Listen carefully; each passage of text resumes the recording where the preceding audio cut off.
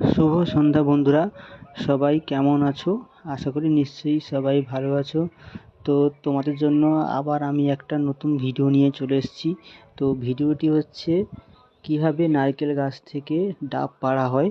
এই যে দেখুন বন্ধুরা, গাছে একজন উঠে গেছে এবং দড়ির সাহায্যে এই যে ডাবের কাঁধিটা নামানো হবে। নিচে একজন আছে আর উপরে ওই কাটারি নিয়ে একজন, এই যে দেখুন উপরে এই নারকেল গাছের ওই পাতার যে এটা হয় মানে ডালটা, ওই ডালের উপরেই বসে আছে।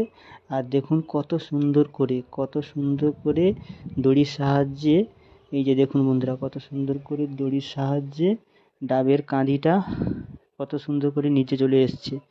তো এইভাবেই ওরা কিন্তু জীবনের রিস্ক নিয়ে এত উঁচু গাছে উঠে কষ্ট করে কিন্তু ওরা এই ডাবের কাঁধিটা নামায়। তো ওদের জন্য অবশ্যই একটা লাইক কমেন্ট শেয়ার করে যাবেন।